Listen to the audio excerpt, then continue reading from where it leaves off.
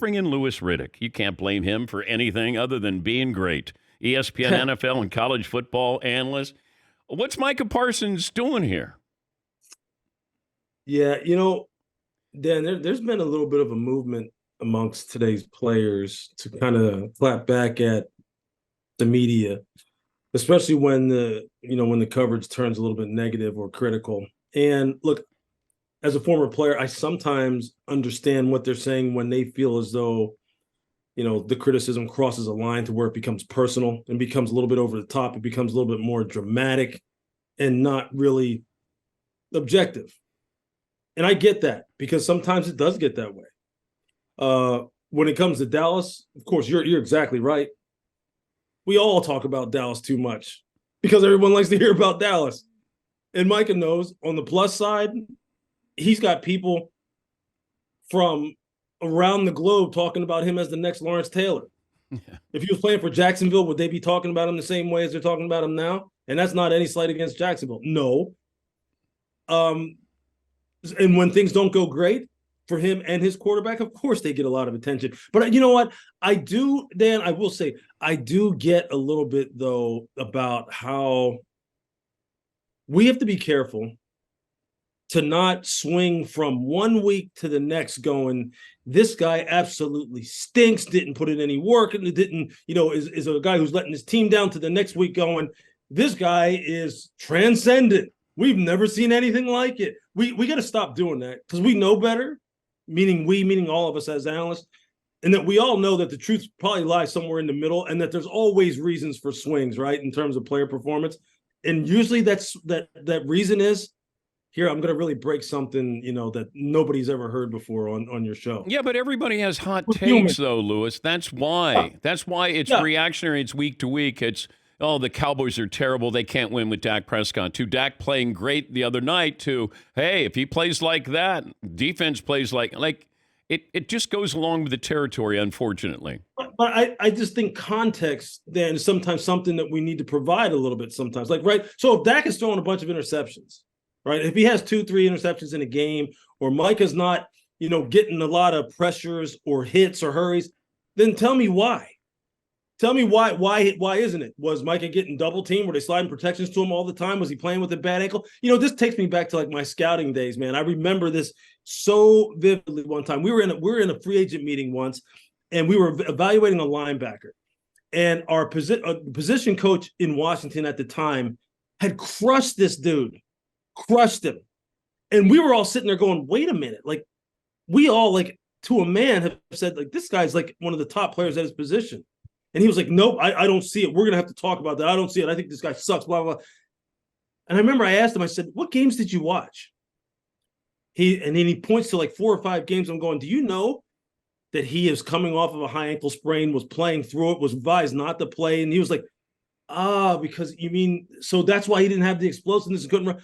That's the kind of thing I think sometimes, look, if a guy has a bad day, he has a bad day, and everybody's subject to criticism. I'm just saying, I think let's just take it the next step and go, well, why do you think this guy is stinking this week? What do you think happened? Are the receivers contributing to Dak's interceptions? Could it be protection? Could he be getting hit? All those are the kind of things that I think we need to do just to make sure that we're not just swinging from one end to the other. That's all. I don't think we have a great team in football this year. It feels like you have probably a 3-tiered system where you may have 5 or 6 teams that could be up there. Then you have a lot in the middle, and then you have the Panthers and some of those teams, and the Bears at the bottom there. Is that good for football, that you don't have a great team? Yeah, I actually think it is, because. Or do you think there is a great team? No, I think there's some really, really good teams, but just to kind of go along with what we were just talking about right now, at this point in the year, none of them have really separated themselves. As we could see, right? San Francisco, just 2 weeks ago, we were saying that this team could just absolutely smack around any team in the NFL anytime that they wanted. They could just roll their helmet out there and they were going to win. Well, Cleveland's saying, hey, have you noticed the kind of points we've allowed through the first quarter of this season? Have you noticed we're on a historical pace? Yeah. No, you haven't noticed about it. You know why? Because everybody doesn't talk about, our coaching staff the same way they talk about Kyle Shanahan and how the fact that every time he calls a play, it's like the greatest thing that's ever happened. That's why you haven't noticed us. So, yeah, I think it's good. This is what the league wants, right? They want games to come down to one-score games where anybody can win the game. They want parity, right? That's how the league is set up. And I think this year we're getting it. And we're getting it with some high-level performances by a couple different teams that they're going to be there in the end. The usual suspects are going to be in there in the end. But here's the cool thing about this year. We have some new blood kind of coming into it. And we saw it coming last year, especially with a team like Detroit. We saw this coming, and that is even better. We're talking to Louis Riddick of the Mothership. He has a game coming up on Saturday, Mississippi State at Arkansas at noon. You did the Colorado game, or should I say the Stanford game against Colorado. At what point did you realize Deion and Colorado were in trouble against Stanford? I'll tell you what, in the first half, they hit the kid who wound up becoming a star that night, this wide receiver named Alec Ayumanner. He beat Travis Hunter early in the football game on a go route, and he literally dropped it. The ball went right between his hands. And I'm going, if they can catch some of those, they could make this a game because they have fantastic perimeter players. What's hurting Stanford right now is that they don't have very good big men, and they lost a lot of people through the transfer portal last year, and they'll fix that. But I said, if they could just do that, I remember talking about this at halftime with Mark Jones and Quentin Kestick. I was like, they could make this interesting. In the second half, as soon as they came out and hit that long, I believe it was like a 90-yard pass play. I think it was Iron Manor. And then they come back and hit another one about 60 yards. I'm looking at Deion's face in the monitor, and I could see him across the field, and I could just see people getting tight. And I was like, this team is in trouble right now. Wow. They're in trouble. And you just saw the momentum going like this from one sideline to the other. And that's when I said on TV, I was like, I hope you didn't go to bed because you're missing a heck of a finish here, man. And it's Deion's to say the least, he's not happy right now. He's not happy. Yeah, because he's never gone through something like this as a player, and now as a coach, you only have so much control. Yeah, and you know what? And I'm not saying he's not happy, with what he's doing or anything like that. I'm saying he's not happy with the kind of competitive character his team has shown. And you saw that in the comments he had to his team in the locker room after the game, where he said, some of you guys are in like with the game, but a lot of you guys aren't in love with the game. And he's going to root that out. I'm just telling you, he's going to root it out. He's going to get guys in there who want to play the way he wants them to play. Is Deion running a business? Yeah. Deion's one of the brilliant businessmen when it comes to sports business that we've ever seen. There's no question. But see what I think what happens, Dan, though, is people think that's all he is.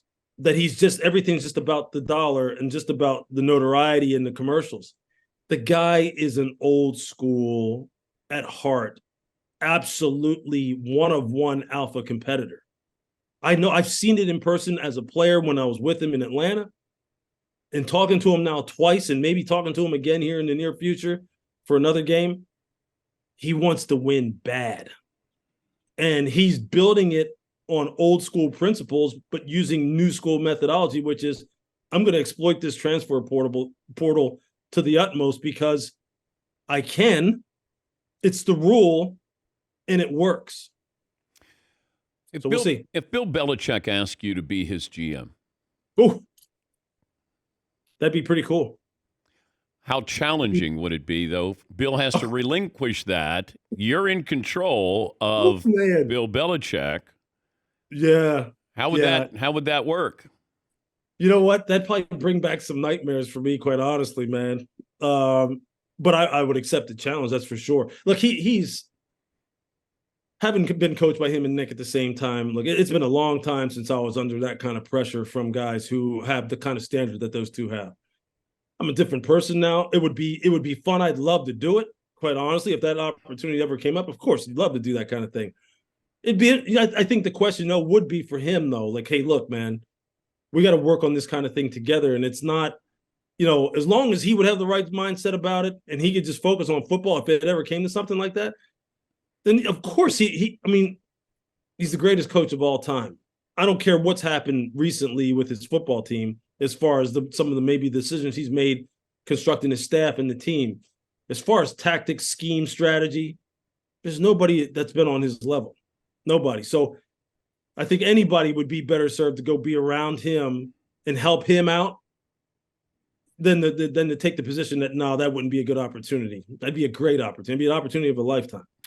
I just saw where the Eagles have added Julio Jones, and he's had an interesting career. It felt like all he did is produce. Had one of the great catches in Super Bowl history that's forgotten. But he had a 6-year run that was more. Is he a Hall of Famer? Because I'm looking at his numbers compared to like Megatron, and Julio Jones was a better player for a longer time. Had more big years. Or maybe they're both, Hall of Famers. We know Megatron's already in. Julio Jones, a Hall of Famer. No. Yeah, you know what? It's funny. Like, I haven't looked at Julio's numbers in a long time. I do know this, though. For a long, sustained period of time, he was the ultimate weapon, the ultimate producer, even when people knew that they were going to him. Just like everybody else who was in the Hall, that's what their role was at that point in time. I think it's because, sometimes you wish guys like Julio would just have their moments, have their decades long run, and then just get out and not try and hang on and sign these kind of deals to where they're kind of just going to be bit spot players, and maybe they're not even going to be able to be available because they don't have the durability anymore. But yeah, Julio Jones isn't just only a potential Hall of Fame player. The dude is just top level when you talk to him, and I know Nick Saban in particular absolutely reveres the dude. Is one of the greats of all time down in Alabama, man. Yeah, I'm looking at the numbers, and it's because they weren't playing in big games. They played in one big game, and that was the Super Bowl. But he wasn't flashy. He didn't have a nickname like Megatron. He wasn't like Antonio Brown. And I think we just sort of, you look at these guys like Anquan Bolt, that these guys played – and you weren't like you had to find them, or you'd go, man, Andre Johnson, like you got another 1,500-yard season. Yep. Julio Jones was just one of those guys, it felt like. And I was just curious if I don't know what he has left, but he's a Hall of Famer. Julio had the career he had with a different team, right? But the same kind of team success. Julio Jones on the Dallas Cowboys, it's a no-brainer. Julio Jones on the Green Bay Packers, it's a no-brainer. All right, if I gave you Antonio Brown or Julio Jones for their football, just football. Yeah. Oh, wow. You're guaranteed Antonio Brown will show up and play, and there won't be any drama like he used to be. Right. And we're saying, like Julio's going to stay healthy. He's not going to have any hamstring issues, all that other stuff. All right. That's I'm taking Julio because I'm taking the bigger, stronger, faster player, the guy who's just more. Okay, so he would concern you as a former defensive back in the NFL. You'd have more issues with Julio? Or Antonio Brown. Yeah. Yeah. Just because, big speed wins, man. Man, I would take Antonio Brown. Yeah, I just say big speed, big explosiveness wins more times than not. We're saying that these guys could all, like if they could play the same number of snaps over the same number of years. Yeah, I think Antonio, when he was at his peak, there were so many. Yeah, he was so tough and so durable and so multidimensional in terms of all the different things he could do. I've always been a big Antonio Brown fan, but I love big speed. I love big, strong. I will always take the bigger guy and be more afraid of the bigger guy than the littler guy. And Julio's just standing next to both of them, and I've had a chance to talk to them both post-game in their uniform. Julio's just a freak, man. He really is. He really is. Louis Riddick, former Eagles, Washington director of pro personnel. Hopefully you get another chance. Hopefully you get another chance in the front office there. Mississippi State at Arkansas. That'll be on noon Eastern with Mark Jones. Great to talk to you again. Safe travels. Thanks for joining us. Of course, man. Thanks a lot. That's Louis Riddick of the Mother Show.